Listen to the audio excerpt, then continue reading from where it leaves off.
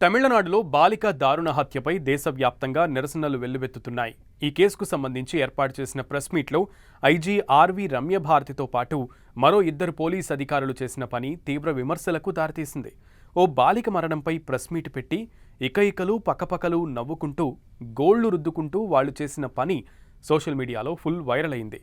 దీనిపై నెటిజన్లు సదరు అధికారుల ప్రవర్తనపై తీవ్రస్థాయిలో ఆగ్రహం వ్యక్తం చేస్తున్నారు.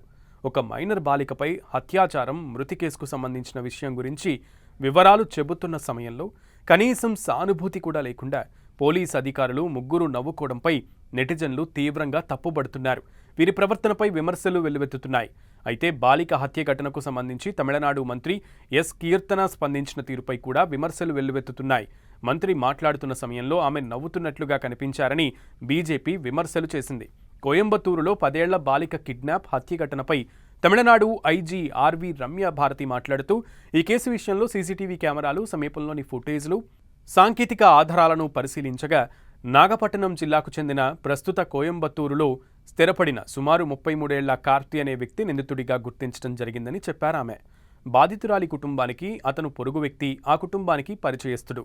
తప్పిపోయిన బాలికను తనతో పాటు తీసుకువెళ్లినట్లుగా నిర్ధారణ అయ్యిందని చెప్పారు. దీంతో కన్నంపాలయంలోని మరియా రోజ్ గార్డెన్ అపార్ట్మెంట్స్లోని మొదటి అంతస్తులో నిందితుడు కార్తీ దాక్కున్నాడని సమాచారం రావడంతో ప్రత్యేక పోలీస్ బృందం ఆ భవనాన్ని చుట్టుముట్టింది.